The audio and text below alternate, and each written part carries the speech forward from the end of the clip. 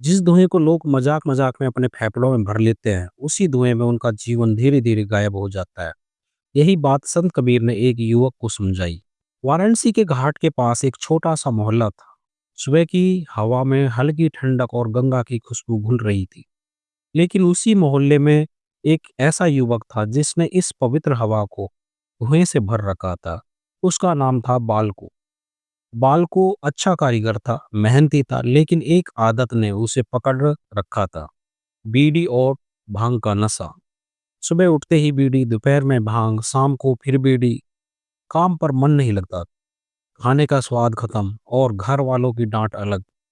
एक दिन उसकी माँ बोली, बेटा, तू अपने शरीर को जला रहा है, कोई समझाने वाला चाहिए। किस्मत से उसी समय पास ही से संत कबीर गुजर रहे थे। बाल को घाट पर बैठकर बीड़ी पी रहा था। धुआं उसके सामने उठ रहा था और वह उस धुएं को बड़ी संतुष्टि से देख रहा था। कबीर उसके पास आकर खड़े हुए। कबीर ने मुस्कुराकर पूछा, बेटा, क्या जल रहा है? बाल को बोला, बीड़ी बाबा। कबीर बोले, नहीं, बीड़ी नहीं, तेरा जीवन जल रहा है। बाल को हंस पड़ा। अरे बाबा, मैं रोज पीता हूँ, कुछ नहीं होता। कबीर शांत थे। सांप का जहर रोज रोज थोड़ा सा पीने पर भी एक दिन मर ही जाता है। यह सुनकर बालकू चुप हो गया, लेकिन अभी भी गंभीर नहीं था। कबीर ने पास पड़े एक छोटे से कपड़े को उठाया, उसे अपने हाथ से हल्का जलाया। वह जलकर राख हो गया। कबीर बोले, यह कपड़ा कितना काम का था, पर आग ने इसे पल में खत्म कर दिया। तेरे फेफड़े भी ऐसे ही कपड़े की तरह हैं, रोज थोड़ा थोड़ा जल रहे हैं। बालकू ने तर्क दिया, सब लोग पीते हैं बाबा, मैं ही क्यों छोड़ूं? कबीर बोले, सब नदी में कूद जाएं तो क्या तू भी कूद जाएगा? बुराई बहुमत से सही नहीं हो जाती। बालकों की आंखें कुछ नम हुई, लेकिन अभी भी पूरी तरह से बदलना बाकी था। कबीर उसे साथ लेकर घाट के पीछे वाली गलियों में गई। वहां एक बूढ़ा आदमी खांस खांस कर परेशान था, हाथ कांप रहे थे, आवाज टूट रही थी।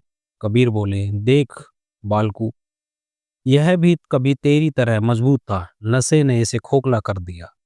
बालकू ने पूछा, क्या यह भी बीड़ी पीता था? कबीर बोले, हाँ, और यही कहता था कि मुझे कुछ नहीं होता। बालकू की रीढ़ में जैसे सिरहन दौड़ गई। अब कबीर बालकू को गंगा किनारे ले आए। सूरज ढलने का समय था, ठंडी हवा और शांति। कबीर ने कहा, बेटा, जीवन गंगा की तरह है, साफ और पवित्र, लेकिन तू इसमें नशे का गंदा कूड़ा फेंक रहा है। जो शरीर भगवान ने दिया है, उसकी रक्षा करना भक्ति है, उसे नष्ट करना सबसे बड़ा पाप। फिर उन्होंने अपना एक प्रसिद्ध दोहा सुनाया, मन ने रंगाया जोगी रंग, क्या रंगन से रंग होए। और समझाया, अगर मन को साफ नहीं किया और शरीर को नशे से जकड़ लिया तो पूजा पाठ भी व्यर्थ है। पहले अपने शरीर को पवित्र करना सीख। बाल को आंसुओं से भर गया। उस दिन बालकों ने पहली बार बीड़ी को अपने हाथ से तोड़कर गंगा में फेंक दिया। लेकिन यह जीत का अंत नहीं, यह शुरुआत थी। कबीर बोले, आदत छोड़ने का मतलब सिर्फ बीड़ी तोड़ना नहीं, हर बार मन के बहकावे को हराना है। धीरे धीरे बाल को बदलने लगा। काम में मन लगने लगा, शरीर सुधरने लगा, घर वाले खुश होने लगे। एक साल बाद लोग उसे उदाहरण के रूप में देखने लगे। जब भी कोई उससे पूछता कि उसने नशा कैसे छोड़ा, वह बस यही कहता, कबीरदास जी ने मुझे दिखाया कि मैं धुआं नहीं पी रहा था, धुआं मुझे पी रहा था। नशा किसी को भी छोटा नहीं बनाता, लेकिन छोड़ देने की हिम्मत इंसान को बहुत बड़ा बना देती है। कबीर की शिक्षा यही है, शरीर को संभालो, मन को शुद्ध करो, यही सच्ची भक्ति है। दोस्तों, आपको यह प्रेरणादायक कहानी कैसी लगी? कमेंट करके हमें जरूर बताइए। अगर वीडियो अच्छी लगी हो तो इसे लाइक करें, अपने दोस्तों के साथ शेयर करें और हमारे चैनल को सब्सक्राइब करना बिल्कुल न भूलें।